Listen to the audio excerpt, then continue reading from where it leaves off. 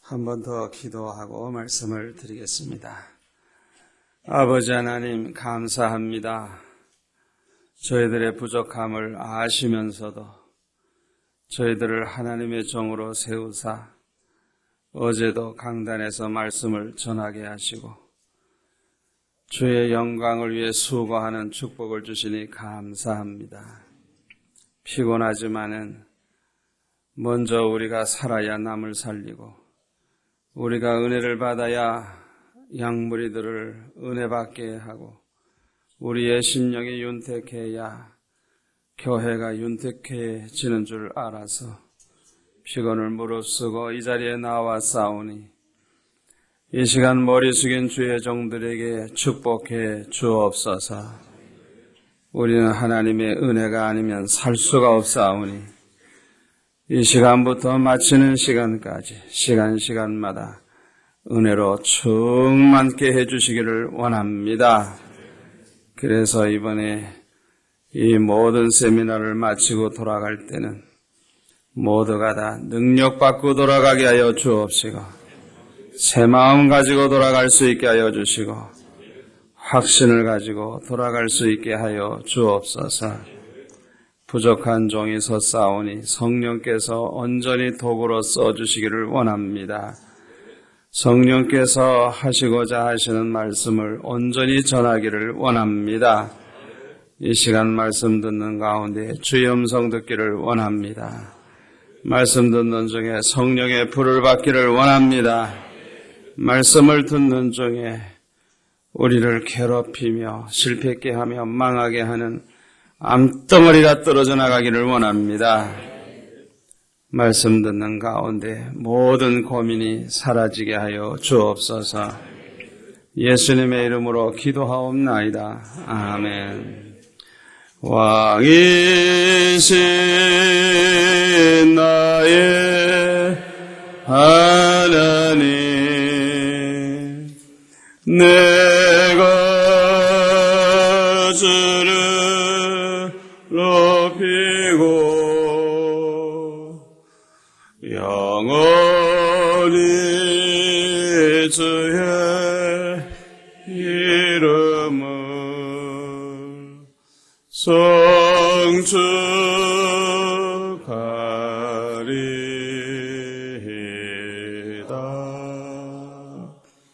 할렐루야. 오늘 큰 은혜 받으시기를 바랍니다. 디모데전서 4장 12절에 보면은 사도 바울은 아들과 같은 젊은 교역자 디모데에게 이렇게 말을 했습니다. 누구든지 내 연소함을 업신여기지 못하게 하라. 교역자가 업신여김을 받는다고 하는 것은 비극인 줄 압니다.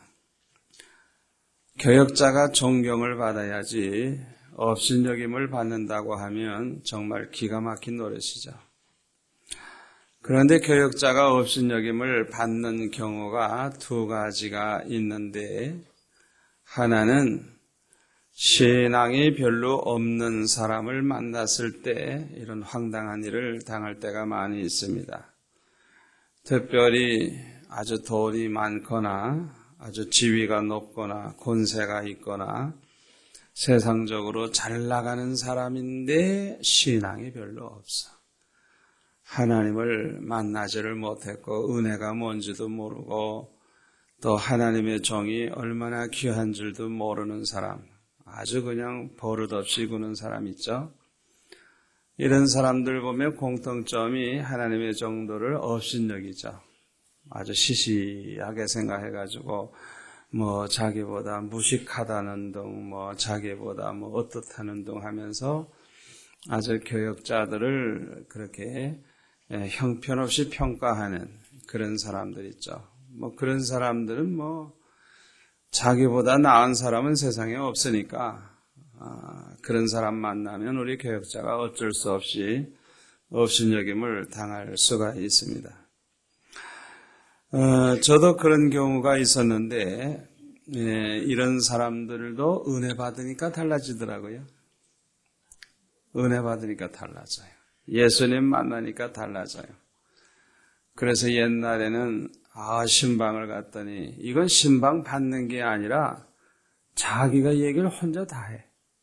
내 얘기 들을 생각도 안 하고 얼마나 아는 게 많고 얼마나 그냥 잘났는지 내가 한마디 하기가 무섭게 자기는 10마디, 20마디 하더라고요.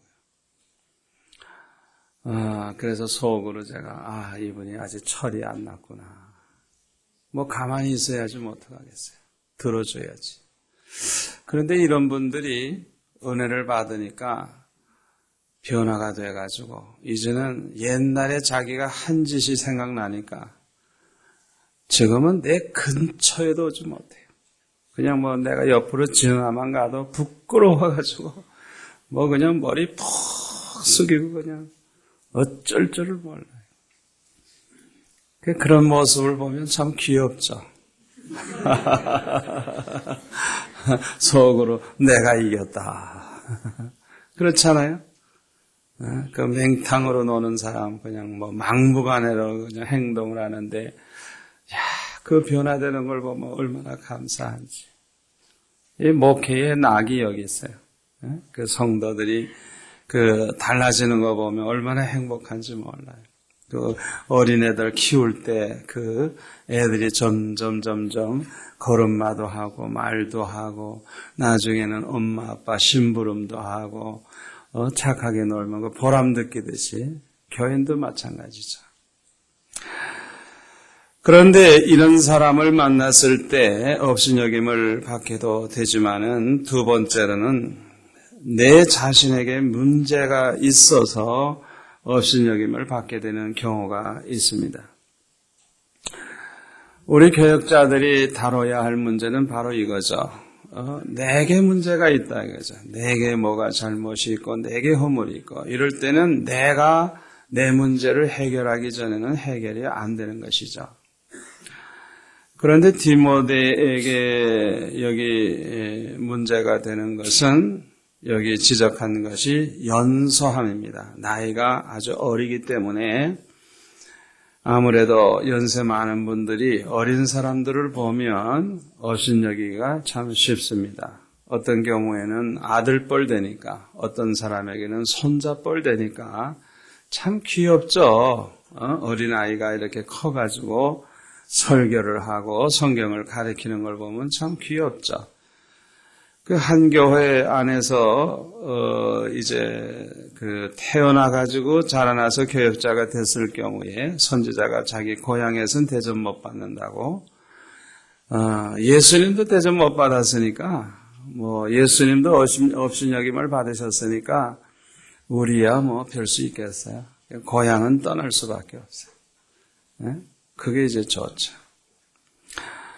제가 그 서울의 신현교회 부목으로 있을 때입니다.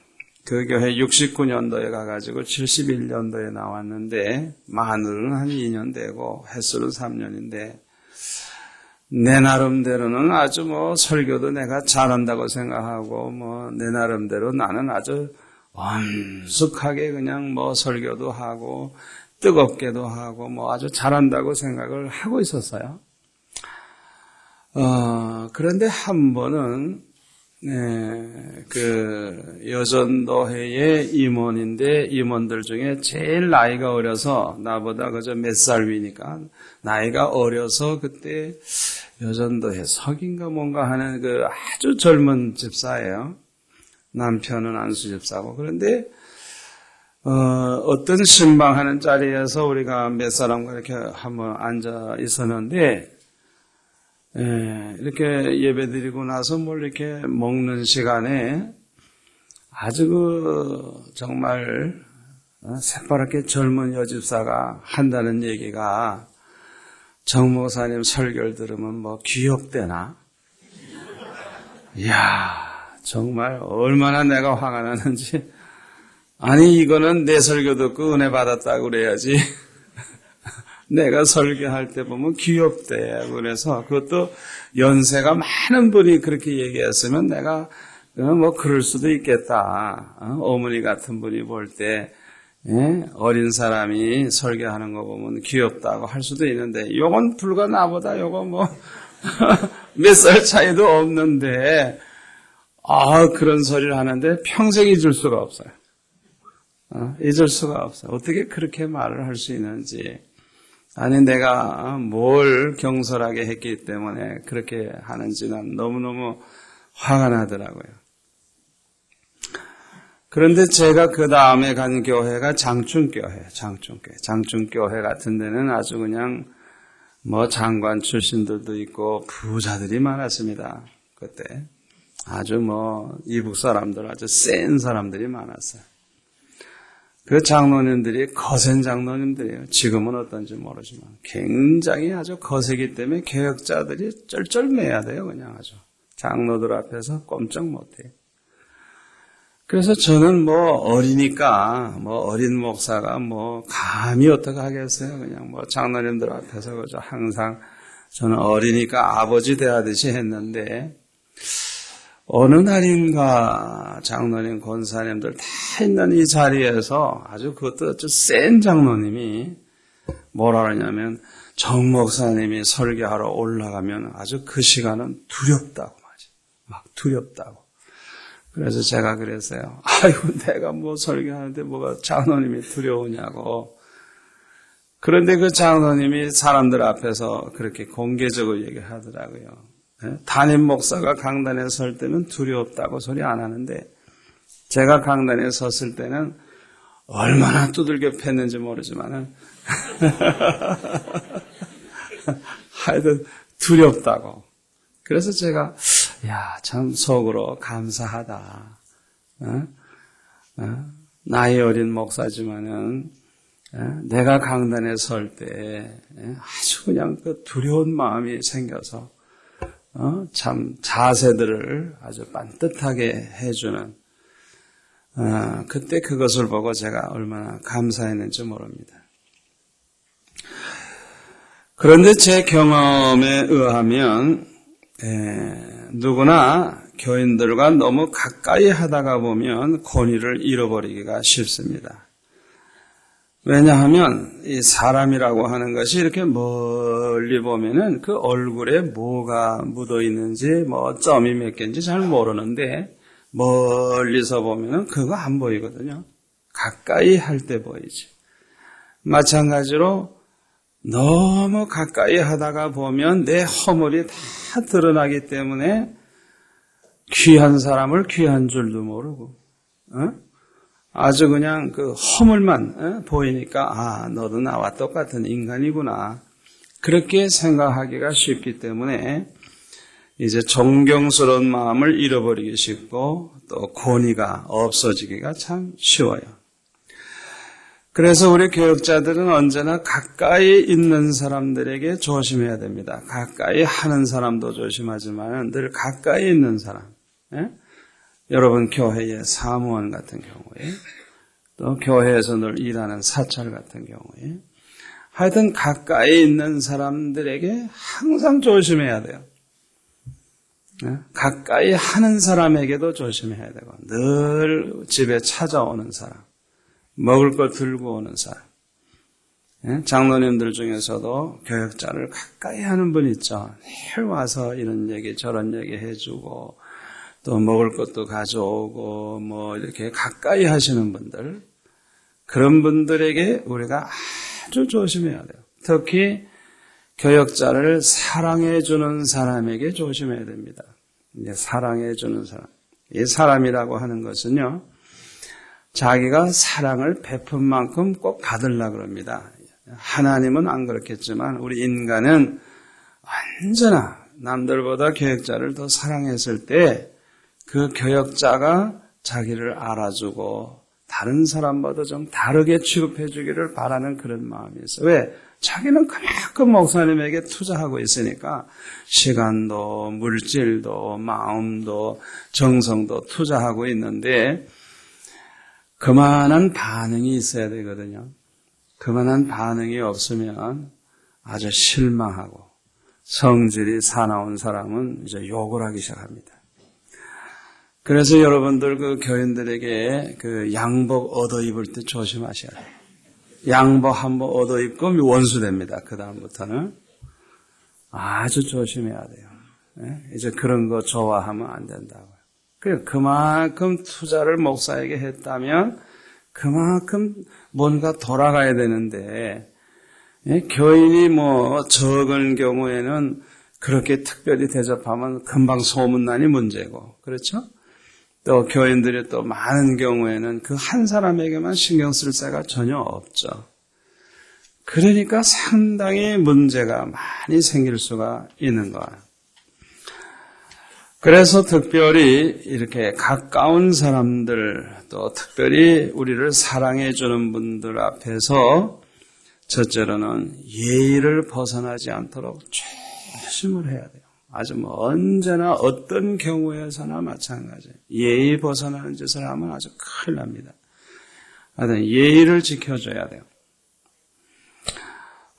특별히 버릇이 없는 사람 앞에서는 더 예의를 지켜야 됩니다. 그렇게 하지 않으면 막을 길이 없어요.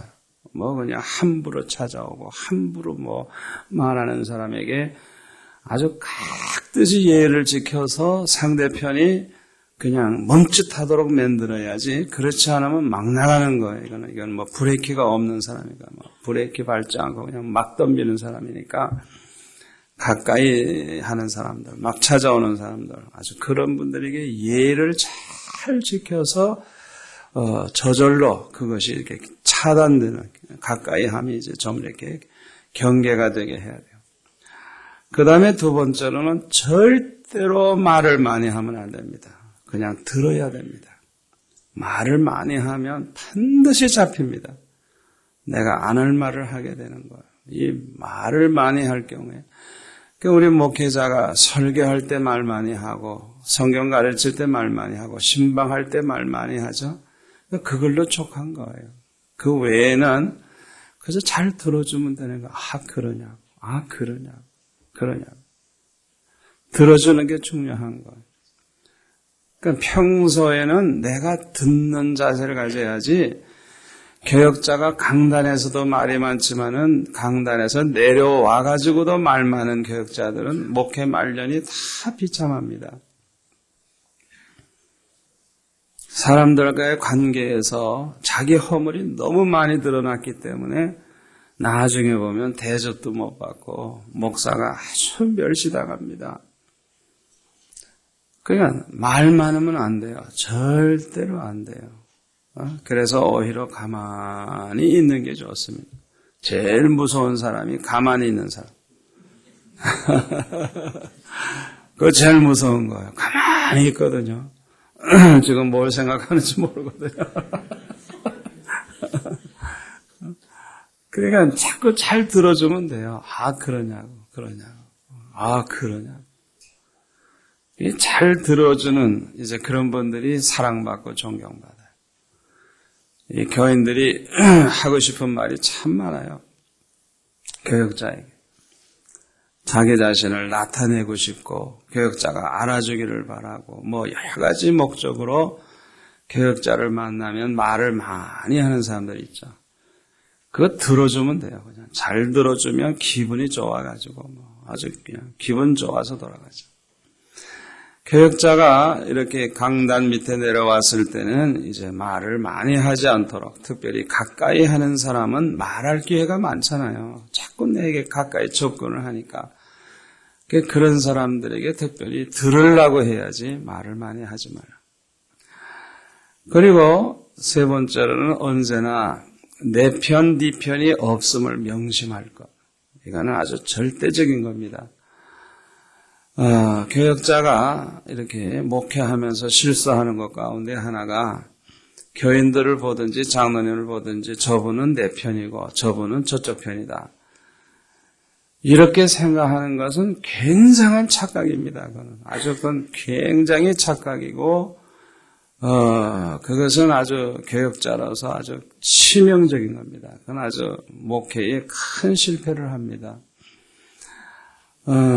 절대로 내 편과 네 편이 없는 거예요.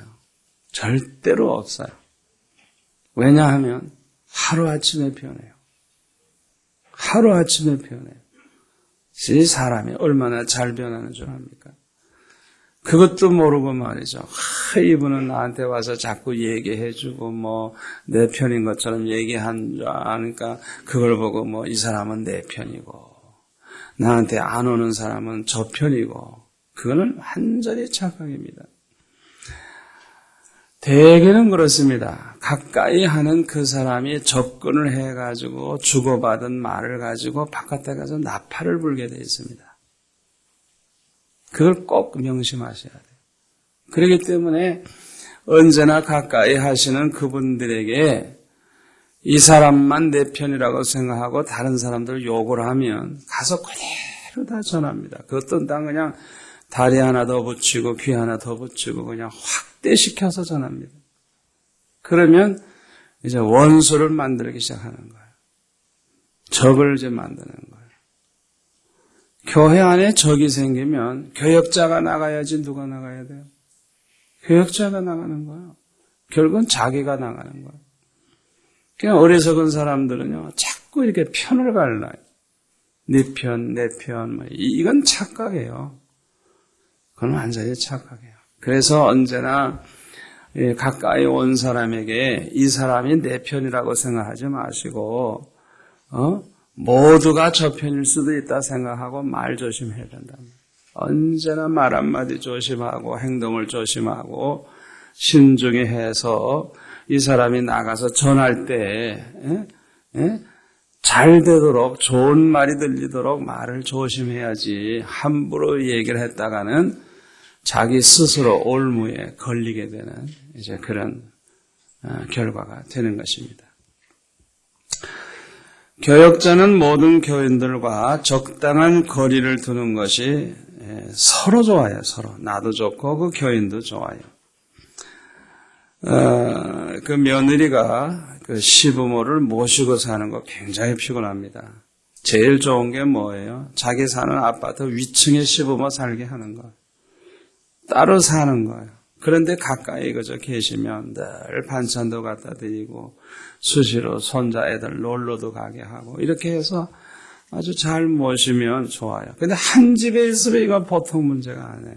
사사건건 눈으로 보니까 굉장히 피곤하고 어렵죠. 그러니까 시부모를 모실 때 너무 멀리 해도 안 되고 너무 가까이 해서 함께 살면 서로 피곤해요. 서로. 우리가 한 번 살고 마는 게 아니고 죽을 때까지 같이 살아야 되는데 한 집에서 살면서 얼마나 힘들겠어요. 그러니까 제일 좋은 거는 따로따로 살되 가까운 곳에 살아서 쉽게 왔다 갔다 할 수 있도록 하면 그게 좋은 거예요. 그게 좋은 거예요. 교인들과도 마찬가지예요. 우리 교회 장로님 중에 보면은 제가 75년도 개척할 때 그때 예수 믿은 장로님들도 있고 그래요. 그 후에도 믿은 분도 있고 그런데 요새도 그 장로님들하고 이렇게 서로 안아줄 때가 있어요. 얘기하다 보면. 그러면 안아주면요. 나하고 27, 8년 지난 장로님인데 안아주면 울어요. 울어. 감격해서 울어요. 어떻게 한 교회에서 27, 8년을 지났는데 그렇게 지났으면은 쓴물 단물 다 봤잖아요. 좋을 때도 있고 안 좋을 때도 있고 섭섭할 때도 있고 별일 다 있잖아요. 그런데 그 장로님과 나와의 관계가 말 함부로 안 하는 건 말할 것도 없고 함부로 말하는 사람 하나도 없어요. 우리 교회는 절대로 함부로 안 해요. 그리고 안아주면 울어요. 어떤 분은 막 운다고요. 감격해가지고 안아주면 그냥 막 끌어안고 어쩔 줄 모르는 사람도 있고. 어떻게 한 교회에서 그렇게 오래 목회해도 그럴 수가 있느냐. 그것은 내가 말하는 그대로예요. 저는 언제나 예의를 지켜요. 네? 처음 만난 사람에게 예의를 지키는 그대로 예의를 지켜요. 장로님 오셨어요. 편안하세요. 그 이상 없어요. 꼭 초면에 만난 사람에게 하듯이 똑같이 예의를 지켜요. 변함이 없어요. 뭐 장난친다든지 뭐 같이 뭐 친하니까 뭐 싸움 나가서 장난친다든지 이런 거 없어요. 언제나 초면에 만난 사람에게 대하듯이 정중하게 예의를 지켜요. 똑같아요. 변함이 없어요. 그리고 언제나 적당한 거리를 두는 거예요. 함부로 안 해요. 내가 함부로 접근도 안 하고 누구도 나를 함부로 접근할 수 없도록 그렇게 살아요. 그러니까 밤낮 똑같죠. 10년 지나도 똑같고 20년 지나도 똑같고. 절대로 그건 변하면 안 돼요. 누구든지 절대로 그 이상이 되면 안 돼. 이하도 되면 안 돼. 언제나 똑같은 그런 간격이 있어야 돼요. 언제나. 그럼 편하잖아요. 초면에 만나가지고 함부로 하는 사람, 미친 사람 아니면 그런 사람 없잖아요. 얼마나 좋아요. 초면에 만난 사람들 아주 점잖게 그렇게 정중하게 하듯이 그냥 언제나 변함없이 그렇게 사는 거예요. 그게 얼마나 중요한지 몰라요. 그러니까 목사가 한마디 했을 때 예 하고 말하잖아요. 되게 초면에 특별한 경우 아니면 예, 그렇게 하죠. 되게 그러잖아요. 초면에 목사가 뭐처럼 얘기하면 예 그렇습니까? 그렇게 하죠. 이렇게 그런 분위기가 평생 가는 거예요. 언제나 한마디 하면 예 목사님 말씀인데 해야죠. 거기에서 목사가 원하는 대로 말하는 대로 항상 이제 들어주니까 이 목회자의 이 리더십이라고 하는 거 이건 교회 부흥과 아주 직결됩니다. 나쁜 의미에서 목사가 이 리더십이 강화되고 리더십이 좋아야 되고 그거 아니에요. 교회 부흥을 위해서는 이 목사의 리더십이 아주 중요한 거, 너무너무 중요한 거. 그런데 이 목회자의 리더십이 어떻게 나타나느냐 하면 교인들의 그 태도를 보면 알아요. 교인들이 어떻게 순종하느냐, 어떻게 교역자의 말에 따라주느냐, 그것으로 그 목회자가 얼마나 리더십이 있는가가 나타나는 거예요. 그러니까 교인들의 태도를 보면 우리 교역자 자신의 리더십이 어느 정도인가를 자기가 알 수가 있다.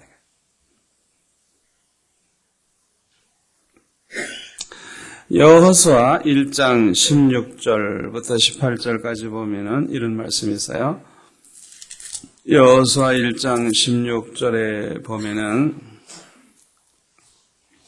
족장들이 여호수아에게 하는 말입니다. 그들이 여호수아에게 대답하여 가로되 당신이 우리에게 명하신 것은 우리가 다 행할 것이요 당신이 우리를 보내시는 곳에는 우리가 가리이다. 우리는 본사에 모세를 청정한 것 같이 당신을 청정하려니와. 18절에 보면 누구든지 당신의 명령을 거역하며 무릇 당신의 시키시는 말씀을 청정치 아니하는 자는 죽임을 당하리니 오직 당신은 마음을 강하게 하시며 담대히 하소서. 아예 끝내주는 거예요. 끝내주는 거예요. 그러니까 여호수아의 권위가 얼마나 컸는가를 여기서 알 수 있어요. 그러니까 여호수아의 이 리더십은 이제 굉장한 겁니다. 지도자들이 이렇게 말을 할 정도니까 백성들이야 오죽했겠어요. 그래서 당신 명하시는 대로 우리 다 그대로 하겠다. 어디로 가라 하든지 가겠다 이거야. 당신의 말을 명령을 거역하는 자는 우리가 다 죽이겠다는 거예요. 누구든지 당신의 말을 어길 수 없다는 거예요. 절대 걱정해야 된다. 이야, 그냥 이렇게 결의를 하고 나아가니까 여호수아가 사역하는 동안에 누구도 감히 여호수아에게 도전하는 사람 없었어요. 거역하는 자가 없었어요. 그냥 절대적인 명령처럼 순종했어요. 그래가지고 이제 가나안 땅을 정복해 나가는 거예요. 모세가 아무리 훌륭해도 백성들이 말 안 듣니까 뭐 어쩔 수 없는 거예요. 말 안 듣는데 어떻게 해요? 그냥 뭐 다 죽어서 가나안 땅에도 못 들어가고 좀 망하는 거죠. 모세도 못 들어가고 백성도 못 들어가고 다 못 들어가죠. 그거 보면요. 참 전적인 이건 하나님의 은혜로 되는 것이지 내가 잘나서 내 힘으로 이렇게 되는 게 아닌 것을 알 수가 있죠. 교역자의 리더십은 교역자가 교인들로부터 존경받는 만큼 가지게 됩니다. 교인들은 자기가 존경하는 교역자의 그 뜻을 따르게 되고 그분의 말을 들어주게 되고 그분을 도와주려고 그러고 대접하려고 그러고 그분을 위해서 충성하려고 하고 그러다가 보니까 이런 사람이 많을수록 교역자는 리더십이 살아나는 거예요. 왜? 자기가 생각하는 대로 되고 말하는 대로 되고 뭐 교인들이 그냥 뭐 아멘 하고 따라오니까 뭐 못할 일이 없죠. 뭐 얼마나 좋아요. 정말 좋은 거예요. 그냥 교인들의 입장에서 보면은 자기가 정말 존경하는 교역자에게 그렇게 한다. 그러니까 문제는 내가 교인들 앞에서 얼마나 존경받는 교역자가 됐느냐가 중요한 것이죠. 교인들은 어떤 교역자를 존경하느냐, 뭐 여러 가지로 생각할 수 있지만은 특별히 은혜로운 교역자, 그 교역자를 통해서 은혜를 받게 되면 참 난 그 목사님 너무 좋아. 그 목사님 설교 좋더라. 그 목사님 너무너무 은혜로워. 그러면 이 사람 마음속에는 그냥 그 교역자의 말이라면 뭐 다 들어주고 싶고 대접하고 싶고 따르고 싶고 그렇게 되는 거예요. 그러니까 교역자가 우선 은혜가 있어야지. 은혜가 안 되는 교역자 누가 좋아하고 누가 그런 사람을 존경하겠어요. 그래서 저는 그렇게 생각해요. 교역자가 승부를 걸어야 되는데 승부를 걸어야 되는 것 중에 하나가 뭐냐 하면 사람들이 나를 볼 때 은혜를 받느냐 이거죠. 내 설교를 들을 때 은혜를 받느냐 이거. 그거 아주 심각한 거예요. 아니 은혜가 안 되는데 어떻게 부흥이 되겠어요? 은혜가 안 되는데 어떻게 몰려들겠어요? 그러니까 이 은혜라고 하는 것은 꼭 꽃의 꿀과 같은 거예요. 꿀이 많이 있어야 벌들이 몰려오고 나비가 몰려오지. 아니 꿀이 없는데 미쳤다고 몰려오겠어요? 왔다가 보고 그냥 가요. 꿀이 없으면 왔다가 그냥 간다고요. 꿀이 없는데 못 들어 거기 머물러 있습니까? 확인하고 그냥 가요. 아, 여기는 꿀이 없구나. 그리고 가는 거. 우리 교역자의 꿀이 뭡니까? 은혜가 되는 거. 은혜가 되는 거. 은혜가 돼요. 제가 목회를 해보면요. 교인들이 은혜 받으면요. 다 변합니다. 은혜 받으면 변합니다. 우리 교회도 보면은 개척 초기에 보면은 뭐 아주 성질들도 사납고 싸움도 잘하고 뭐 엉망인 사람들이 너무 많아가지고요. 이야 정말 속상해요. 그냥 쓰레기들 모아놓은 것 같아요. 그러니까 그냥 뭐 저는 날마다 그냥 교회에서 그냥 울부짖었어요. 왜? 너무 속상해요. 너무 속상해. 왜 이런 사람들만 오느냐 이게. 너무너무 속상해요. 그분들 덕분에 제가 기도 생활을 많이 했어요. 우리 교역자들이 아픔이 있을 때 아픔을 해결하는 방법을 잘 택하셔야 됩니다. 이래서 마음이 아프고 저래서 마음이 아프고 속상하고 이럴 때 그 푸는 방법을 뭐 영화나 봐서 푼다든지 놀러 가서 푼다든지 골프 쳐서 푼다 이런 식으로 풀면 안 돼요. 그건 꼭 속상할 때 술 먹는 세상 사람과 똑같은 거예요. 그렇게 풀면 안 돼요. 저는 그렇게 안 풀어요. 속상하면 하나님 앞에 울부짖어요. 너무 속상하면 생명 걸어요. 날 데려가십시오. 오늘 밤 날 데려가십시오. 아주 그냥 끝장나는 기도합니다. 그렇게 기도하다가 보면 반드시 응답을 하십니다. 어떤 때는 불로 응답하시고 어떤 때는 음성으로 말씀을 해주시고. 그래서 저는 속상하거나 문제가 있을 때마다 울부짖는 가운데 응답받은 간증이 너무 많아요. 여러분 잘 들으세요. 속상하고 마음 아플 때 그걸 가지고 살질 마세요. 오래 가지고 살수록 병들어요. 마음 상하면 몸도 상해요. 마음 상하면요 기쁨이 없고요, 목회에 즐거움이 없고요, 아주 따분하고요. 내가 왜 목사가 됐나? 아이고 이거 내가 저주받은 거 아닌가? 뭐 별 생각 다 들죠.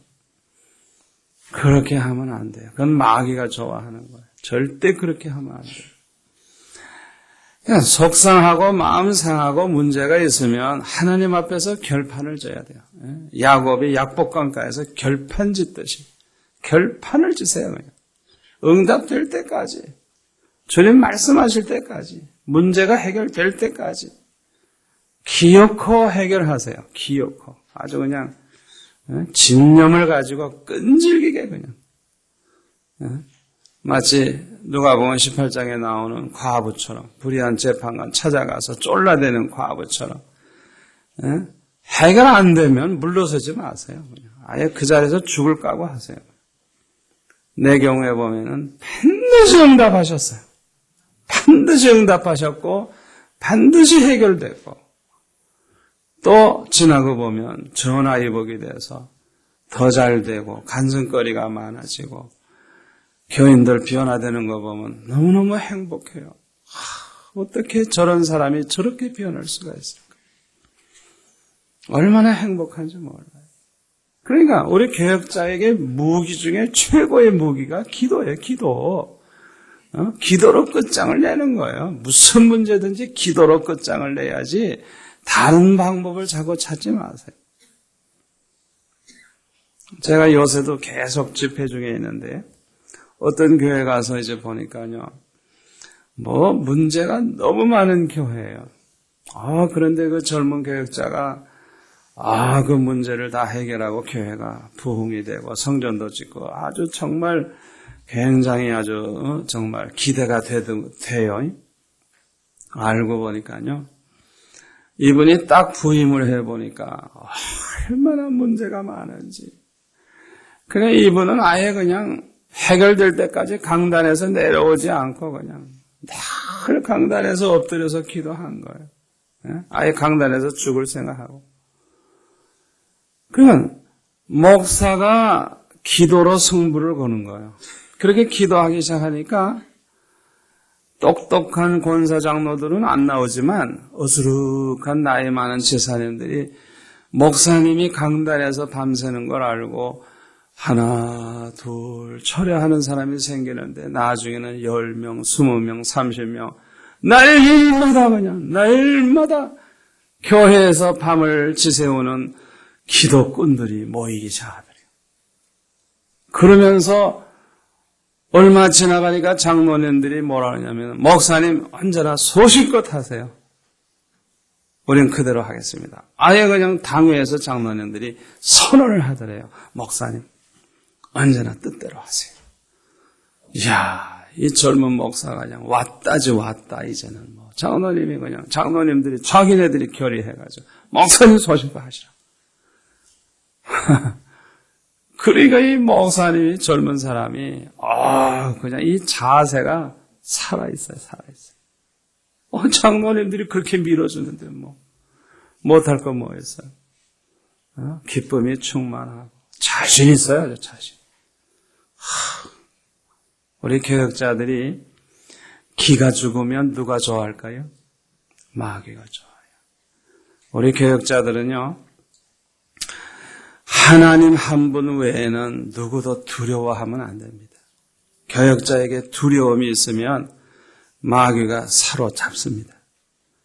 그래서 설교도 제대로 못합니다. 두려움 때문에 밤낮 그냥 설교를 할 때 보면 죽을 써요.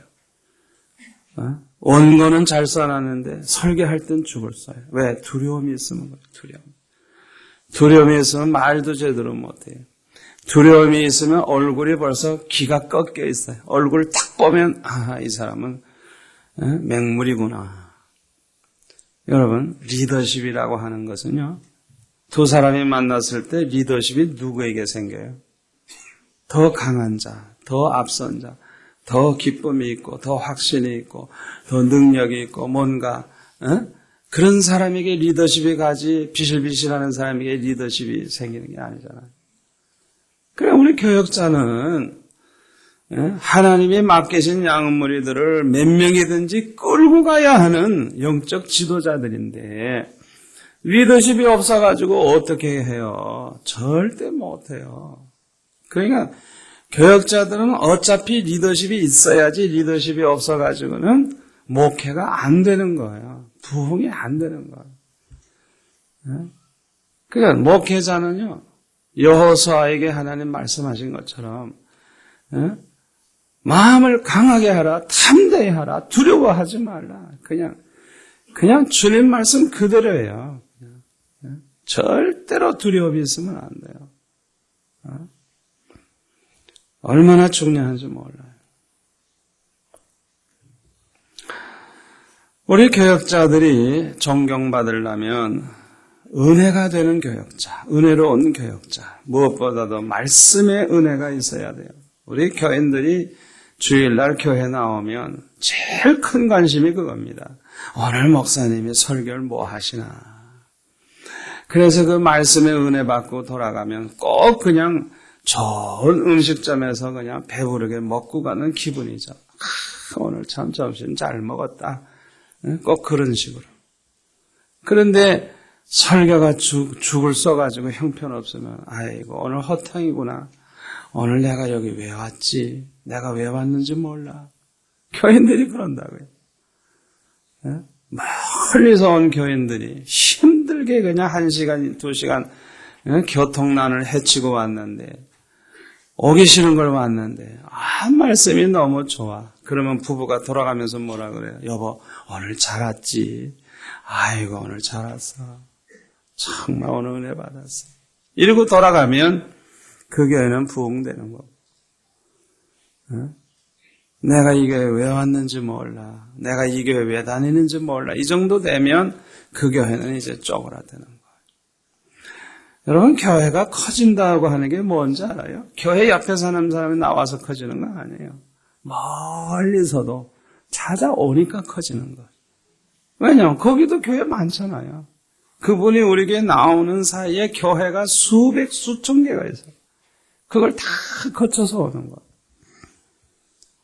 그걸 어떻게 그 사람을 끌어들이겠어요? 꿀이 있어야 돼, 꿀이. 꿀이 있어야 찾아오는 거예요. 그러니까 이거는 아주 생명 걸고 교역자가 해결해 줘야 돼요.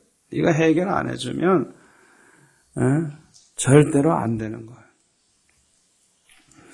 두 번째로 교인들은 어떤 교역자를 존경할까요? 무엇보다도 경건한 교역자죠. 이 경건한 교역자. 우리 교역자의 매력 가운데 이 경건함이 얼마나 매력이 있는지 몰라요. 왜냐하면 오늘날은 거룩하게 살기가 너무 어려운 시대이기 때문에 이 정말 더러운 세상에, 얼마나 정말 음란한 세상에 어떻게 우리 목사님은 저렇게 거룩하게 살 수 있을까? 아주 그냥 거기에 대해서는 아주 그냥 특별한 존재로 볼 수밖에 없는 거예요. 어떻게 이런 시대에 우리 목사님이 저렇게 경건하게 살 수 있을까? 우리 교역자들이 경건을 잃어버리면요, 독수리가 날개 부러진 것과 같아요. 전혀 힘이 없어요. 경건하지 않은 교역자는요, 전혀 힘이 없어요. 리더십을 가질 수가 없어요. 그래서 우리 교역자들이 이 경건을 위해서 얼마나 노력을 해야 되는지 몰라요.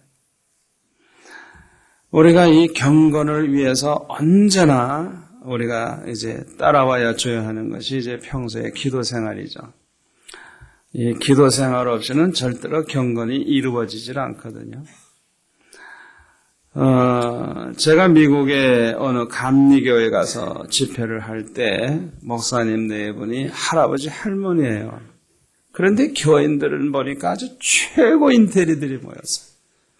나중에 집회하면서 알고 보니까 뭐 서울대 동창들이고요. 뭐 여자들 보니까 이대 출신이 많고요. 그냥 사회적으로도 뭐 변호사, 의사, 사장, 미국에서 아주 그냥 내로라 하는 사람들이라고 보니까 이상하더라고요. 이 할아버지 목사가 어떻게 이렇게 목회를 잘할까? 어떻게 이런 아주 하이 레벨의 교인들을 모아놓고 어떻게 이렇게 많이 모이게 할까? 제가 집회하면서 궁금했어요. 그런데 제가 비결을 안 게 뭐냐 하면 이 목사님과 사모님이 하루도 안 빠지고 새벽 예배 인도하시는데 언제나 2시간 전에 나와서 기도하는 습관이 있어요. 그럼 목사님은 제가 새벽 예배 인도하러 딱 부흥회 때 가보니까 이쪽에 앉아서 기도하고 계시고 사모님은 이 가운데 앉아 기도하시는데 어떤 권사님하고 같이 두 분이 앉아서 기도하시는데 제가 나중에 물었어요. 식사 때. 목사님 도대체 언제 나오셨습니까? 첫날 부흥회 끝나고 집에 돌아가면 시간 몇 시간이나 자고 도대체 2시간 전에 나와 기도한다 그러니 도대체 얼마나 주무셨느냐 이거. 그런데 자기는 평생 그렇게 한대. 평생. 늦게 자든 빨리 자든 새벽 한 3시면 3시에 딱 해서 한 2시간 기도하고 새벽 예배 인도한대요. 사모님은 이 밑에서 기도하고 목사님은 이 강단 한쪽에서 기도하고. 그런데 뭐 점잖게 기도하는 것도 아니에요. 내가 올라가서 딱 보니까 그냥 뭐 얼마나 간절하게 기도하는지 그냥. 그분은 목회에 아주 그 성공의 그 열쇠가 바로 기도더라고요. 기도. 늘 그렇게 기도 많이 하시고 이 기도와 경건과는 아주 굉장히 밀접한 관계가 있어요. 뭐 기도한다고 다 경건한 건 아니지만 기도 없이 경건은 절대 이루어지진 않는 거예요. 그래서 우선 우리가 하루에 2시간이고 3시간이고 하나님 앞에 늘 기도하는 그 습관. 성경에도 보면 사도들이 기도하는 시간에, 그렇죠? 기도하는 시간에, 꼭 기도하는 시간이 있었다고요. 다니엘이 하루에 3번씩 기도한 것처럼. 그런데요, 기도하는 목사와 기도하지 않는 목사는 확실히 다릅니다. 확실히 다릅니다. 정말 기도 생활에 그 깊이가 있고 기도 생활에 은혜가 있는 분들하고 그렇지 않은 분들은 얘기해 보면은 금방 알아요. 아주 그냥 그 맹탕, 과일로 말하면 맹탕인지 익었는지 금방 알듯이, 맛보면 알듯이 조금 얘기해 보면 아, 이 사람은 이건 아주 맹탕 목사구나. 금방 알아요. 그런데 한 교회에서 1년, 2년, 3년 해보세요. 교인들이 몰라요? 알죠. 우리 목사님은 맹탕인지 아니면 정말 익은 과일처럼 은혜가 충만한 경건한 목사인지 다 알죠. 속일 수가 없어요. 그러니까 교인들이 존경할 만한 그 뭐가 있어야 되잖아요. 이 경건함이 얼마나 중요한지 몰라요. 그 다음에 경건은요, 자기가 얼마나 철저하게 회개했느냐에 따라서 경건이 이루어집니다. 뭐 교인들만 그런 게 아니고 우리 교역자들도 보면요, 아, 회개 안 해요. 죽으라고 하네요. 그 못된 성질, 못된 습관, 뭐 절대 그건 또 그 뭐 보배라도 가지고 있는 것처럼 안 버려. 그냥 어떤 사람은 나이 먹을수록 더 고약해져. 그러니까 젊은 사람들은 그래도 좀 기대할 만한데 나이 먹은 사람이 아주 그냥 못된 사람 보면 이건 소망 없어요. 빨리 죽어야지 정말. 나이 먹었는데 뭐 언제 고쳐? 나이 먹은 사람 얼마나 굳어져 있는지 회개를 도무지 안 해. 회개. 어떤 목사님은 40일 금식 기도하는데 목적이 뭐냐? 회개하기 위해서 40일 금식 기도했대. 그 제대로 한 사람이 제대로. 여러분 회개 철저히 하면요 반드시 성령을 선물로 주십니다. 그거 얼마나 중요한지 몰라요. 아니 목사들이 회개 안 해가지고 어떻게 교인들이 회개하겠어? 경건치 못한 삶을 우리가 회개해야 되는데 못 볼 거 보죠. 못 먹을 거 먹죠. 못 갈 때 가죠. 아니 그래가지고 어떻게 존경받는 교역자가 되겠어요? 네? 또 세 번째로는 하나님이 함께 하시는 증거가 있는 교역자들을 존경합니다. 여호수아 3장 7절에 보면은 하나님께서 여호수아에게 이렇게 말씀하십니다. 여호와께서 여호수아에게 이르시되 내가 오늘부터 시작하여 너를 온 이스라엘의 목전에서 크게 하여 내가 모세와 함께 있던 것 같이 너와 함께 있는 것을 그들로 알게 하리라. 하나님이 함께 해주시는 것을 백성들이 알게 해주겠다. 교인들이 가만히 보니까 우리 목사님은 하나님이 함께 해주시는 목사님이라는 걸 교인들이 알게 된다고 하면 얼마나 좋아요. 여기에는 엄청난 권위가 생기는 거예요. 리더십이 생기는 거예요. 하나님이 함께하는 종은 다 존경하죠. 하나님이 함께 하시는 증거가 여러 가지로 나타납니다. 특별히 어떤 문제가 있을 때 목사님이 문제 해결하기 위해서 기도하잖아요. 그런데 목사님이 응답을 받았다 그래요. 그런데 응답이 받았다 했는데 보니까 그대로 다 되거든요. 이야, 그러면 저 목사님은 하나님 함께 하시는구나. 저 목사님이 기도하다 응답 받으면 다 되는구나. 그 하나님이 함께 하시는 증거예요. 응답은 받았다 그러는데 이루어지는 게 없어. 그러면 그건 가짜야. 가짜라고. 완전히 가짜라고. 그러니까 하나님이 함께 해주시는 이 사인이라고 하는 것이 참 얼마나 중요한지 모르는데요.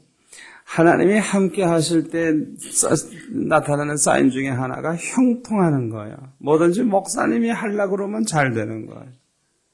형통하는 거예요. 하나님이 함께 하시는 증거죠. 또 하나는 뭘 하다가 문제가 생겼어요. 그러면 나중에 보니까 더 좋은 길이 열리고 더 잘 되고 그때 안 된 거 참 잘 안 됐다. 지나고 보니까 더 잘 된 거예요. 그러면 교인들이 참 우리 목사님에게는 돼도 좋고 안 돼도 좋구나. 안 된 거는 그 다음에 더 잘 되는 걸 보니까. 그것을 이제 반복해서 교인들이 보게 되면 의심할래야 할 수가 없는 거예요. 우리 목사님은 하나님이 붙잡고 쓰시는 종이라는 걸 알 수가 있죠. 그러니까 우리 교역자들이 기도 생활 없이 그걸 보여주겠어요? 자기가 응답도 안 받았는데. 응답을 받았어야 할 얘기가 있잖아요. 그러니까 우리 교역자들이 구약 시대에 나오는 선지자 같이는 안 된다고 할지라도 비슷하게는 돼야 된다. 기도를 형식적으로 시간만 때우는 기도해야 되겠어요? 아니잖아요. 기도의 목적이 뭐예요? 기도하다 은혜 받고, 기도하다 응답 받고, 기도 생활을 통해서 참 놀라운 간증거리가 있어야 되잖아요. 그냥 기도만 하면 됩니까? 그게 무슨 의미가 있어요? 그렇잖아요. 그래서 저는 그렇게 생각해요. 기도를 통해서 은혜를 받고 은혜가 되고 기도 생활 자체가 은혜가 돼야 그 기도가 생명이 있는 것이지. 은혜도 받는 게 없고 은혜가 되지도 않고 그런 기도 하루에 10시간, 20시간 하면 뭐 하겠어요? 그건 완전히 위선이지. 그거야 중들이 도 닦는 거하고 뭐가 달라요? 중요한 것은 내가 짧게 기도하든 길게 기도하든 기도할 때마다 그 기도 생활이 은혜가 되고 기도 생활을 통해 내 안에 변화가 일어나고 열매가 나타나고 그래서 기도 생활이 즐겁고 그래야 되잖아. 생명 있는 기도를 해야 되잖아. 그래서 우리는 하나님이 함께 하시는 증거를 보여줄 때 교인들은 존경을 하는 것이죠. 그 다음에 충성스러운 교역자. 얼마나 부지런한지, 얼마나 성실한지, 아주 최선을 다하시는 그런 교역자를 보면 존경스럽잖아요. 우리가 목회를 해보면요, 목숨을 걸면 못할 일이 없어요. 우리 교역자들이 목숨을 걸질 않아. 느슨하게 잡아가지고 그냥 적당히 그저 이렇게 하다가 보면 기적이 일어나질 않아요. 큰 일이 일어나질 않아. 저는요, 꼭 해결해야 된다 하면 목숨 걸어요. 해결해야 되잖아요. 안 하면 됩니까? 아주 목숨 걸고 한번 달겨들어 보세요. 무슨 일이 벌어지는 거야? 야곱이 목숨 걸고 약복강가에서 기도하듯이 목숨 한번 걸어보라고요. 어떤 일이 벌어지는 거야? 왜 교역자들이 체험이 없느냐? 왜 불의 체험이 없고 응답받은 체험이 없느냐? 목숨을 걸질 않아. 목숨을 걸질 않아. 그러니까 여러분, 충성의 절정이 뭡니까? 목숨 거는 거예요. 죽도록 충성하라 그랬잖아요. 목숨 거는 거예요. 목회를 목숨 걸어보세요. 절대로 비실비실한 목사 안 돼요. 목회를 절대로 그렇게 안 해요. 목숨 걸어보세요. 반드시 역사가 일어납니다. 우리 교역자들이 충성된 교역자가 돼야 돼요. 목숨을 걸 때 정말 모든 사람들이 감탄하죠. 참 귀한 분이라. 그 다음에 다섯 번째로는 사랑 많은 교역자를 존경합니다. 교인들이 확인하고 싶어 하는 것 가운데 하나가 뭐냐? 와이프가 남편에게 확인하고 싶어 하는 게 뭐예요? 이 남자가 날 얼마나 사랑하는가? 정말 날 사랑하는가? 그것만 확인되면 죽으라고 충성하죠. 마찬가지로 교인도 똑같아요. 목사님에게서 확인하고 싶은 게 이 목사님이 나를 얼마나 사랑하느냐, 그걸 알고 싶어 해요. 그래서 어떤 분은요, 목사님이 자기를 사랑 안 한다고 생각했거든요. 그런데 어느 날 목사가 자기를 너무너무 사랑한다는 걸 알게 된 거예요. 그 순간에 울어요. 그러면서 뭐라는 줄 알아요? 목사가 변했대. 옛날엔 자기를 사랑 안 했는데 정말 사랑한대. 그리고 울어요. 그 다음부터의 충성은 말도 못해요. 목사 말이라면 생명 걸어요. 그러니까 목사님이 자기를 사랑한다는 걸 아니까 그냥 얼마나 좋아하는지, 얼마나 목사를 사랑하는지 말도 못해요. 제가 좀 피곤해서 미국에 가서 한 2달 쉬었다가 오라 그래서 쉬러 갔다가 2주간밖에 쉬지 않고 그냥 회복이 된 것 같아서 왔어요. 그랬더니 그냥 당회장실에 와가지고 그냥 끌어안으면서 목사님 건강해야 돼요 하고 막 끌어안고 우는 거예요. 그러니까 담임 목사가 좀 피곤하고 몸이 좀 안 좋다 그러니까 얼마나 걱정을 했는지 그냥 2주간 만에 왔을 때 그렇게 끌어안고 우는 거예요. 그렇게 사람이 변해요. 목사가 자기를 사랑한다는 걸 아니까 그렇게 변해요. 얼마나 아름다운 모습입니까? 에베소 교회는 처음 사랑을 잃어버려서 회개치 않으면 촛대를 옮기겠다 그랬어요. 촛대가 옮겨진 교회들이 많습니다.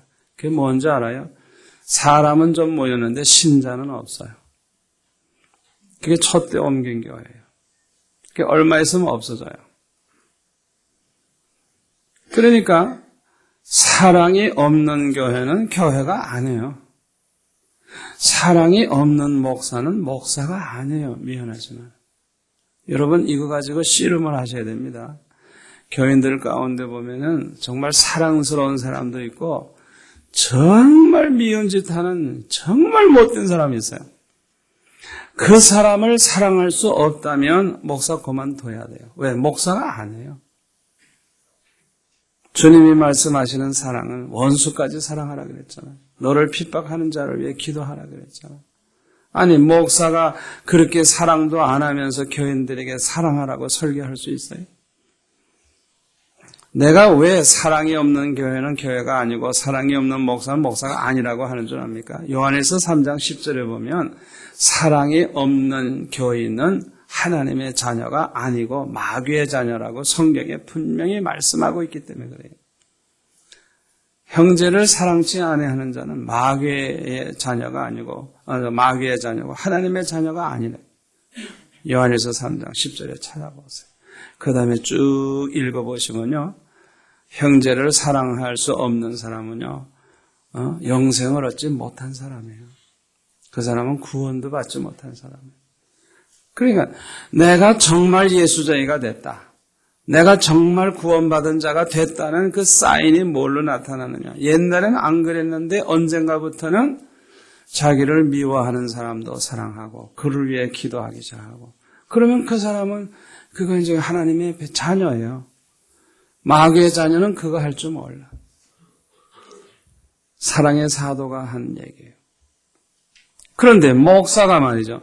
자기 좋아하는 사람만 좋아하고 미운 사람은 원수시하고 그게 무슨 목사요? 그건 목사가 아니에요. 이거 꼭 명심해야 됩니다. 그리고요. 우리 교역자들이 목회를 좀 더 크게 하고 성공적으로 하려고 하면 능력이 있어야 되잖아요. 은사가 있어야 되고 영감이 좀 있어야 되거든요. 영감. 그런데 이걸 아무나에게 주진 않아요. 제가 목회를 해보니까. 제가 66년도에 신학교 갔으니까 이제는 제법 세월이 많이 흘렀어요. 36년 됐는데 목회를 해보니까요. 하나님께서 아무나에게 그 능력과 은사와 영감을 주는 게 아니에요. 정말 미운 사람도 사랑하려고 발버둥을 치고 그 미운 사람을 위해 기도하고 그를 사랑하게 해달라고 기도하고 그 미운 짓 하는 사람을 놓고 몸부림칠 때 하나님께서 그 순간에 그냥 막 능력을 부어주시고 은사를 주시고 영감을 주시더라고요. 이유가 뭔지 알아요? 하나님의 종에게 능력을 주고 은사를 주고 권능을 주고 영감을 주는 목적은 그 영혼을 살리는 데 있지 죽이는 데 있는 게 아니에요. 판단하는 데 있는 게 아니에요. 가장 중요한 목적은 죽을 인간을 살리느냐 못 살리느냐 이게 중요한 거예요. 다른 목사에게 맡기면 죽을 사람 나는 그 영혼을 위해 울부짖으면서 내가 살린다 그러면 하나님이 얼마나 기뻐하시겠어요. 너 같은 종은 정말 내 마음에 합하다. 안심하고 약물이 맡겨도 되겠다. 그래가지고 그냥 능력을 더해 주시고 약물을 보내주셔서 그러다 보면은 많은 약물이가 모이는 거죠. 뭐. 제가 목회해보니까 그거예요.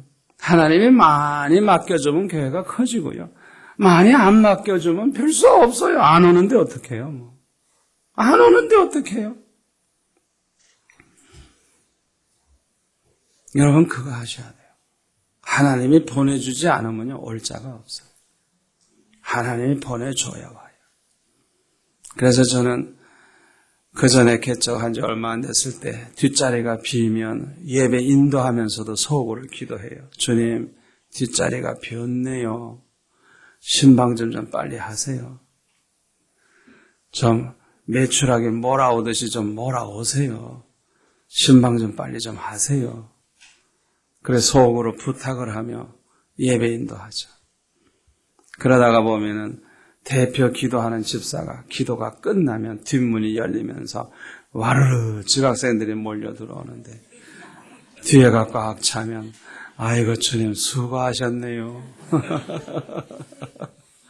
저는 목회를 그렇게 했어요. 주님이 보내주지 않으면 절대 올 사람 없어요.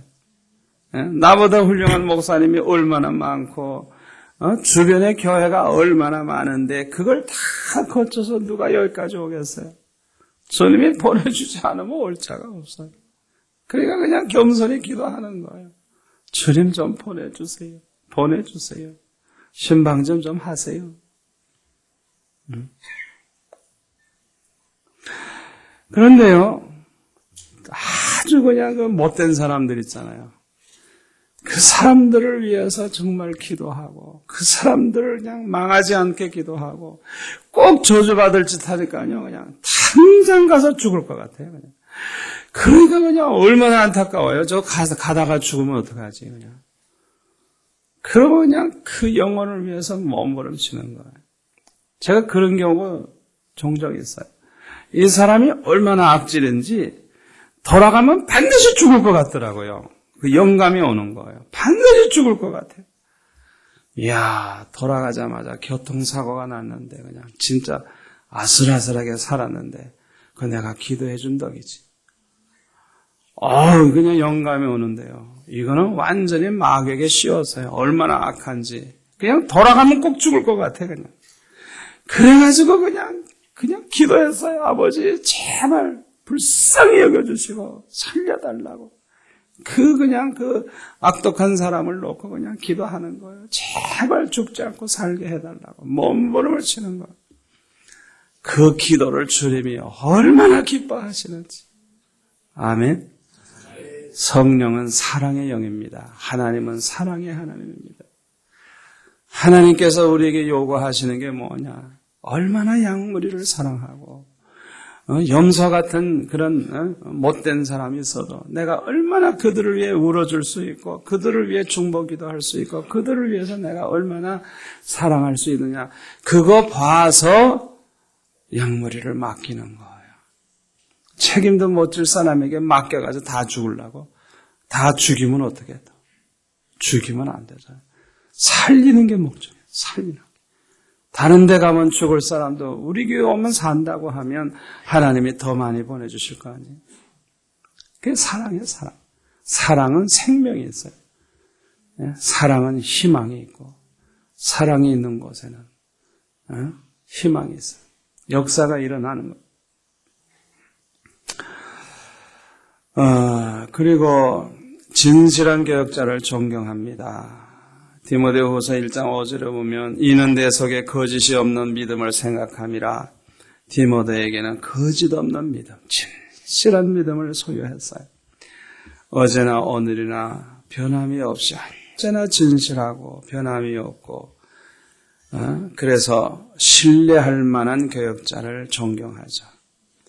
그 다음에 7번째는 성령 충만한 교역자. 성령 충만한 교역자가 믿음 충만한 교역자입니다. 우리 교인들이 늘 교역자를 통해서 은혜를 받고 또 그 좋은 믿음을 바라보면서 믿음이 생겨야 되거든요. 근데 우리 교역자들이 믿음이 너무 약한 사람들이 많아요. 그럴 때는 역사가 일어나질 않죠. 또 8번째 본을 보여주는 교역자. 사도 바울은 고린도전서 11장 1절에 보면 내가 그리스도를 본받는 자 된 것 같이 너희는 나를 본받으라. 참 이거 중요하죠. 나처럼 사시오. 내가 기도하는 것처럼 기도하시오. 내가 하나님 앞에 헌신하는 것처럼 헌신하시오. 그러니까 삶과 행실과 그 언행과 모든 것이 일종의 모델이 되는 거예요. 모델. 그거 얼마나 중요한지 몰라요. 그러니까 교인들이 가만히 교역자를 보니까 자기가 못하는 걸 그 교역자는 실천하고 있어요. 그러면 이제 존경스러운 것이죠. 야, 정말 훌륭한 주의 종이다. 그 다음에는 하나님을 위한 큰 비전을 가진 교역자. 이거 굉장히 중요합니다. 그저 뭐 하루하루 그저 밥이나 먹으면 돼 하는 이제 그런 식으로 장사하는 사람. 그 기대할 거 아무것도 없죠. 그저 하루하루 밥이나 먹으면 된다니까. 그러나 뭐 선교사를 뭐 적어도 1명은 감당해야지, 뭐 10명은 감당해야지 이러고 그냥 몸부림치고 애를 쓰고 그러면 그거 얼마나 참 멋져요. 교역자도 똑같아요. 최선을 다해서 큰 비전을 가지고 몸부림치는 거예요. 그게 얼마나 중요한지 몰라요. 그냥 되는 대로 그저 목회하려고 하지 말고 어떤 목표를 정하란 말이에요. 난 평생의 목표 이거다. 난 적어도 선교사 꼭 내 손으로 10명 이상 내가 꼭 파송한다. 뭐 그런다든지. 하여튼 뭔가 비전이 좀 있어야 돼. 내가 사는 동네는 내가 가만두지 않는다. 완전히 내가 복음화하고 만다. 이래가지고 자꾸 설교해보세요. 교인들도 비슷해져요. 그러니까 교역자가 보여주는 만큼 교회가 되는 거예요. 교역자가 보여주는 게 없으면 안 되는 거예요. 교역자가 보여줘야 돼요. 그리고 예의 바르고 겸손한 교역자. 이거 갈수록 좋은 겁니다. 저는 마음이 아픈 것 중에 하나가 뭐냐 하면요. 교역자가 좀 이렇게 좀 목회를 오래 하고 좀 잘한다 싶으면 좀 건방진 사람 되는 거.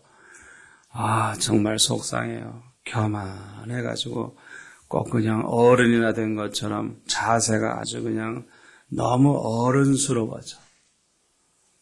아주 거북해. 거부감이 막 생겨. 그러면 정이 떨어집니다.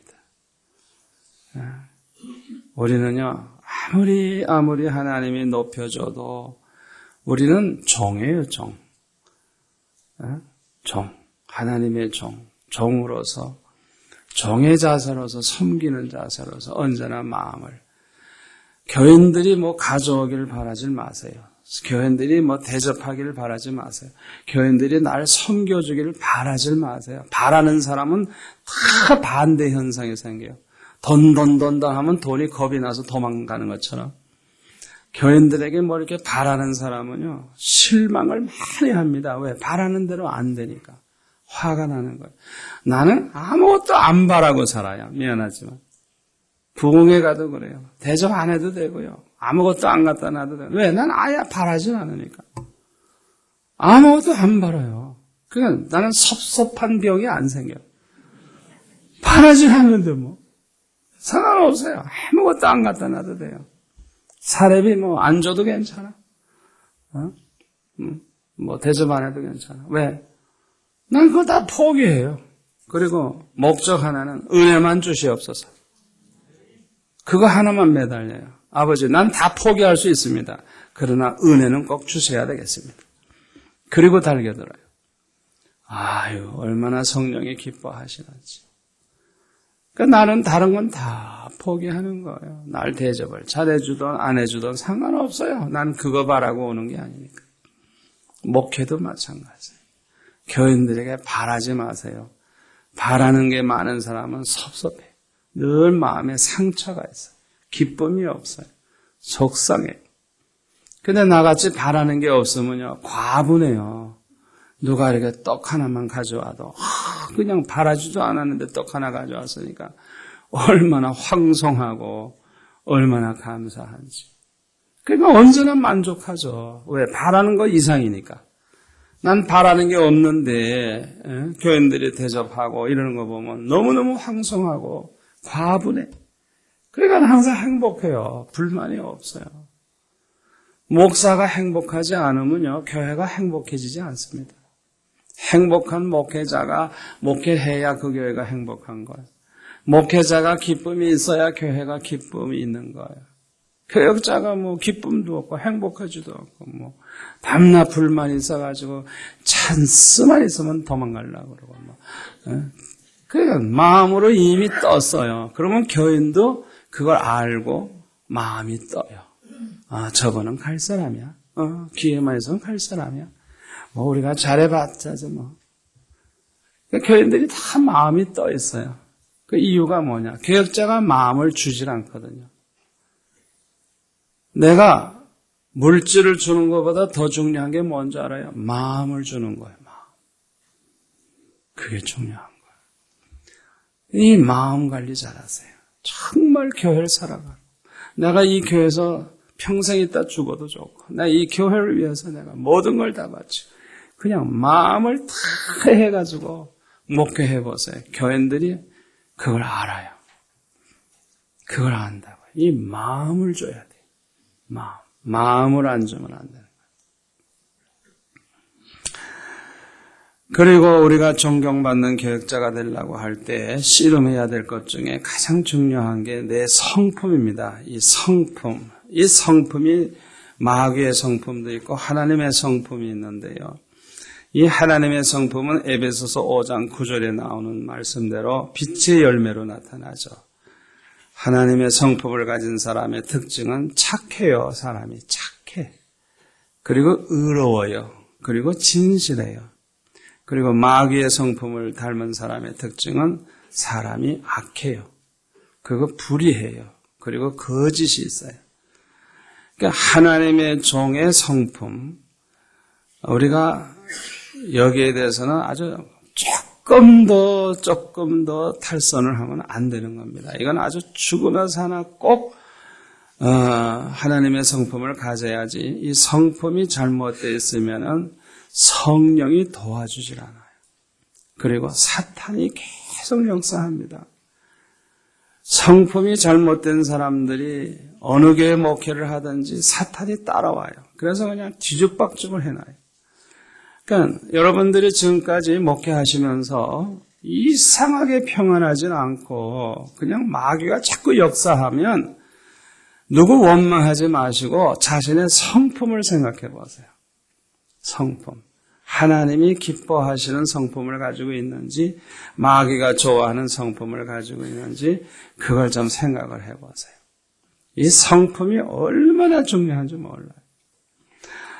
그래서 우리는 언제나 마음이 착해야 돼요. 착한 마음이 복받을 마음입니다. 복받을 마음. 이 착한 마음이라고 하는 것은 언제나 누구에게든지 잘해주려고 하는 마음입니다. 잘해주려고 하는 거.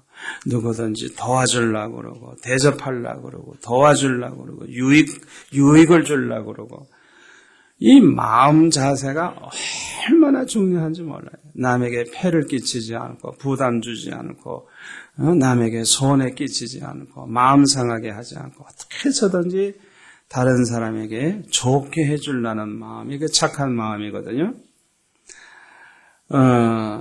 룻과 같은 여인이 바로 착한 마음의 소유자죠. 시어머니 나오미가 돌아가라 그러니까 어머니 나로 돌아가라 마옵소서. 돌아가라 마옵소서. 어머니 가시는 곳에 나도 가고 어머니 사시는 곳에서 나도 살고 어머니 죽는 곳에서 나도 죽고 어머니의 하나님이 내 하나님 될 것이고 어머니의 백성이 내 백성 될 것이고 자기는 죽는 일 외에는 절대로 어머니를 버리지 않겠다는 거예요. 이거는 하나님도 감동하시고 사람도 감동할 일이에요. 이런 사람은 하나님이 함께 하시고 축복해 주세요. 그래서 보아스와 결혼해가지고 오벳을 낳고 오벳은 이새를 낳고 이새는 다윗을 낳고 예수님 족보에 나오는 영광스러운 여인이 되잖아요. 그러니까 이 여인은 모압 여인이고 과부고 한데도 어떻게 이렇게 영광스러운 이런 반열에 올라설 수 있느냐. 그 마음 자체가 복받을 마음이에요. 이거 굉장히 중요합니다. 우리가 평소에 어떤 마음을 가지고 사느냐. 우리끼리 만났을 때도 언제나 이 마음가짐이 중요해요. 어떤 마음을 가지고 대하느냐가 중요합니다. 목회를 할 때도 마찬가지고 교인들 대할 때도 마찬가지고 언제나 내가 이 사람을 어떻게 내가 잘해줄까. 그 마음. 그게 복받을 마음이에요. 그게 얼마나 중요한지 몰라요. 다윗이 그런 마음을 가졌어요. 사울은 자기를 그렇게 죽이려고 해도 자기는 절대로 안 죽이겠대.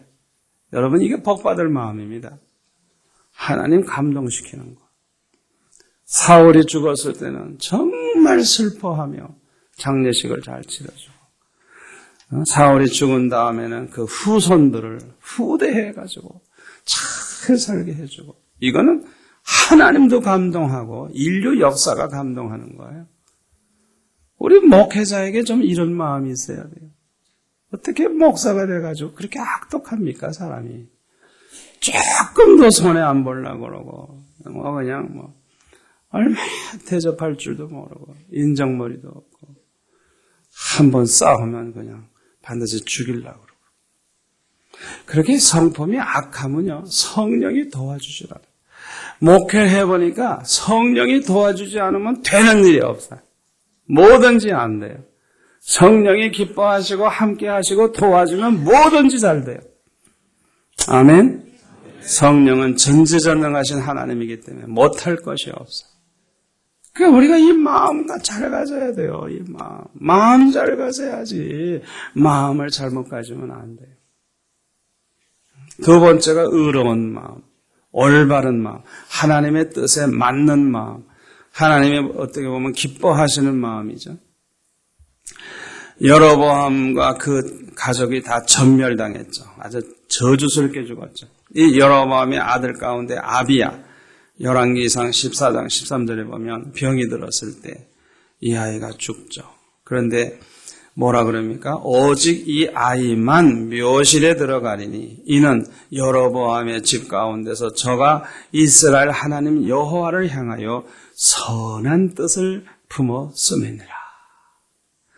여기 선한 뜻을 품었다고 하는 거. 아마 내 생각엔 그런 것 같아요. 아니, 나는 아버지같이 저렇게 우상숭배 안 할래. 나는 내가 왕이 되면 나는 하나님만 섬겨야지. 마음의 그 뜻, 아주 바른 뜻을 가진, 좋은 뜻을 가진 거예요. 하나님이 그에게 그런 사람은 부모처럼 개가 물어 뜯어먹는 그런 죽음은 하지 않도록 아주 묘실에 잘 장례식을 치르도록 그렇게 했어요. 마태복음 7장 21절에 보면 나더러 주여 주여 하는 자마다 천국에 다 들어가는 것이 아니고 다만 하늘에 계신 내 아버지의 뜻대로 행하는 자라야 들어가리라. 우리 목회자들이 이 성경 구절은 항상 명심해야 됩니다. 예? 하나님 아버지의 뜻대로 행하는 자라야 들어간다.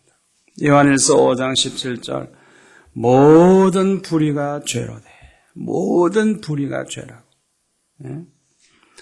하나님의 자녀와 마귀의 자녀를 구별할 수 있는 것 가운데 하나가 요한일서 3장 10절에 보면 불의를 행하고 형제를 사랑치 아니하는 자는 하나님께 속하지 아니하고 마귀의 자녀라서 마귀의 자녀. 그러니까 여기 불의한 마음 가지고 불의한 짓 하는 게 뭐냐 하면 완전히 삐뚤어진 마음을 자꾸 갖는 거예요. 왜 사람이 그렇게 삐뚤어지게 자꾸 나가는지 몰라요. 예? 언제나 좀 바르게 해보려고 그래야지. 바르게. 목회도 바르게 해보려고 그러고, 노회도 바르게 해보려고 그러고, 총회도 바르게 해보려고 그래야지. 왜 그렇게 삐딱하게 나가냐 말이에요. 그거는요, 마귀의 자녀예요, 마귀의 자녀.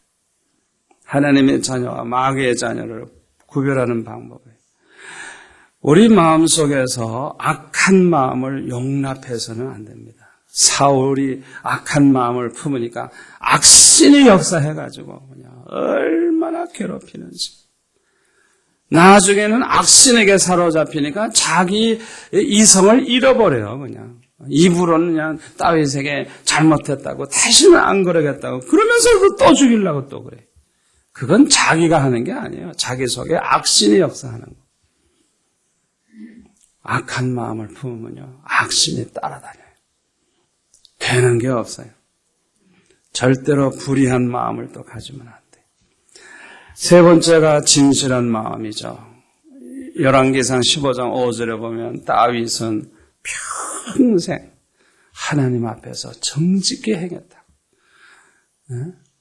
우리아 장군을 죽이고 바세바를 빼앗는 그 사건 외에는 평생 하나님 앞에서 정직했다. 얼마나 정직했길래 성경이 이렇게 말씀했겠어요. 성경에 보면 이 정직한 자가 복을 받게 되어 있어요. 시편 51편 10절에 보면 다윗이 회개할 때 내 안에 정직한 영을 새롭게 하소서. 이것이 이제 죄 지은 다음에 회개할 때 기도하는 것이죠. 시편 84편 11절 정직히 행하는 자에게 좋은 것을 아끼지 아니하실 것입니다. 정직히 행하는 자에게 좋은 것을 아끼지 아니하시는 하나님. 시편 112편 2절에 보면 정직자의 후대가 복이 있으리로다. 부요와 재물이 그 집에 있으며 그 의가 영원히 있으리로다. 정직한 자에게는 흑암 중에 빛이 일어나나니. 정직한 자에게는 흑암 중에서도 빛이 일어난다고. 그러니까 이 정직한 사람을 하나님이 좋아하시는데 하나님이 정직하신 분이기 때문에 하나님이 진실하신 하나님이기 때문에 정직한 자를 기뻐하시고 정직한 자를 축복하시고 정직한 자와 함께 하시고 정직한 자를 들어쓰시는 하나님. 그래서 우리는 거짓과 싸워야 돼요. 왜 우리가 거짓된 인간이 되느냐? 욕심 때문에 그래요. 돈에 대한 욕심이 생기면요, 거짓말하고 사기쳐요. 명예에 대한 욕심 생기면요, 상대편 죽이려고 거짓말도 잘해요. 그러니까 욕심, 알고 보면 이 욕심 때문에 거짓말을 하게 되고 거짓된 인간이 돼요. 그 다음에 솔직하지 못하기 때문에 평소에 언제나 겉과 속이 달라. 교인들 앞에서 다르고 집에서 다르고 친구 목사들끼리 모이면 또 달라져. 이게 상황 따라서 달라지는 사람은요, 그 자체가 진실성이 없는 사람이기 때문에 목회가 굉장히 고달파집니다. 그런 걸 용납하지 마세요. 교인들 앞에서나 부부가 따로 모였거나 누구 친구 목사와 있거나 똑같아야 돼요. 말하는 게 똑같아요. 그 자리에 하나님도 계시지만 내가 지금 말하는 그 사람도 그 자리에 있다 생각하고 얘기를 해야 돼요. 그거 굉장히 중요한 거. 그런데 말하는 게 상황 따라 다른 사람들, 이 처신을 아주 그냥 너무 꾀가 있어가지고 요때는 이렇게 하고 저때는 이렇게 하고 그냥 그때 따라서 그냥 그렇게 빛깔이 달라지는 사람들 아주 고달픕니다. 목회도 고달프고 교인들이 그런 사람 좋아하지 않아요. 존경하지 않아요. 하나님도 그 사람을 좋아하지 않아요. 왜? 하나님이 그런 성품을 싫어하시거든요. 시간이 많이 가서 이제 마치겠습니다. 교역자의 리더십은 결론적으로는 하나님이 주셔야 받는 것입니다. 태어날 때부터 가지고 태어나는 사람은 하나도 없습니다. 태어날 때부터 완전한 사람은 하나도 없어요. 사람은 만들어지는 것입니다. 훌륭한 목회자도 만들어지는 것이지 시작부터 완전하고 훌륭하고 아무도 그런 사람 없어요.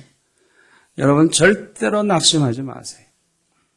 이번 4월 동안 있는 이 기간 동안에 기적을 체험할 수 있기를 바랍니다. 절대로 낙심하지 마세요. 사람은 만들어지는 거예요. 제가 우리 교회 개척한 지 얼마 안 됐을 때 장로님들, 권사님들, 집사님들이 내 마음에 안 들어요. 그래서 제가 기도했어요. 아버지, 나는 목회 실패자입니다.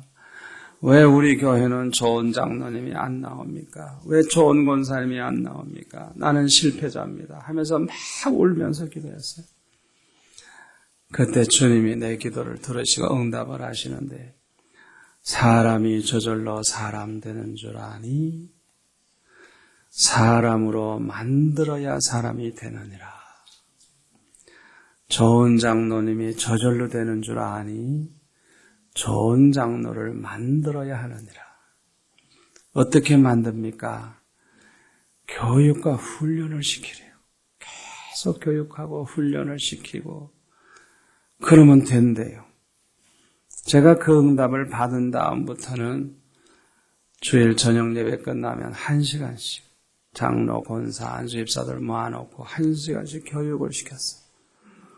계속해서 몇 달 동안씩, 1년에 몇 달 동안씩 그렇게 했어요. 지금도 해요. 그렇게 계속해요. 그렇게 하니까요, 어떤 일이 벌어지는 줄 압니까? 지시할 게 없어요. 내가 부탁할 것도 없어요. 알아서 다 해요. 계속 교육과 훈련을 하니까 되더라고요. 사람은 만들어가야지 대부분은 몰라서 못해요. 하고 싶어도 못해요. 막연해요. 교육이라고 하는 것은요, 온전히 교육한 대로 이루어지려고 하면 7일에 49, 적어도 49번은 반복을 해야 된대요. 그 교육학 박사 얘기해요. 그러니까 또 가르치고 또 가르치고 내가 가르치면 질력나니까 사람을 초청해서 얘기하게 하는 거예요. 자꾸 초청을 해서 교육을 하게 하는 거예요. 이 사람도 와서 하는데 똑같고 저 사람도 와서 하는데 똑같고 똑같은 소리 자꾸 하거든요. 그러면 장로는 이렇게 해야 되는구나. 권사는 이렇게 해야 되는구나. 안수의 집사는 이렇게 해야 되는구나. 아주 그냥 머릿속에 그냥 아주 쇠뇌가 돼버리는 거예요. 그러면 자기도 모르는 사이에 그렇게 하고 있어요. 지시할 것도 없어.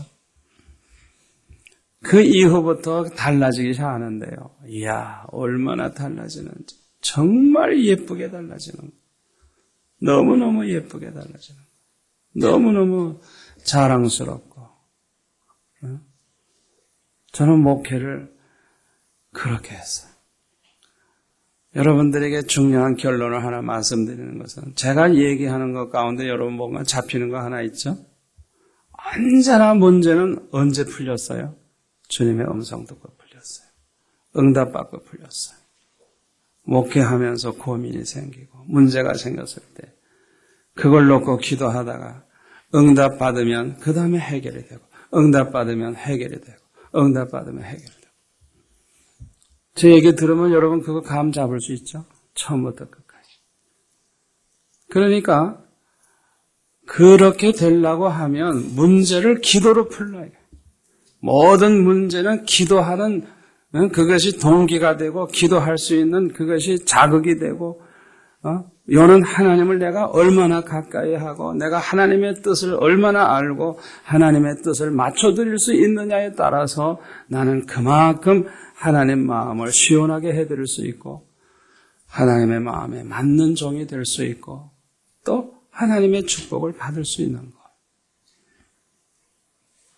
그래서 여러분들이 이번 사흘 동안 계실 때도요, 너무 얘기 많이 하지 마세요. 이야기는 주로 이제 아주 김은기 목사나 욕하는 목사 굉장한 분들이 오시니까 그분들에게서 많이 듣고 방마다 그냥 여러분들 가시면 그냥 기도하는 시간 같이 좀 손붙잡고 기도하고 정말 주의 음성 듣기 위해 기도하고 말씀 여러분이 들은 걸 오늘 밤에 더 적용해서 기도해 보시고 여러분의 문제를 놓고 주님 앞에 응답을 구하시고 해서 여러분들의 숙소가 그냥 아주 정말 또 그 숙소에서 큰 소리 치고 못하면 우리 교회 넓으니까 말이죠. 또 기도방이 이 현관 앞에 그 층계 있죠. 거기 19개의 방이 있습니다. 아주 세계에서 그렇게 좋은 기도방은 없을 거예요. 한번 가보세요. 그 층계 밑에 한쪽은 여자 한쪽은 남자인데 그런데 들어가서 기도하셔도 되고 혼자도 할 수 있고 여러 명 들어가는 방도 있고 하여튼 여러분들이 요 사흘 동안 좀 집중적으로 기도하시면서 말씀을 듣고 그래서 수요일날 돌아갈 때는 주의 음성을 듣고 돌아가세요. 내가 너와 함께 하리라. 주님의 음성을 듣고 돌아가 보세요. 펄쩍펄쩍 뛸 정도로 좋아요. 너무너무 좋아요. 너무너무 행복해요. 우리 기도합시다. 오늘 주신 말씀 생각하면서 우리 한 2, 3분 동안 통성으로 기도하겠습니다.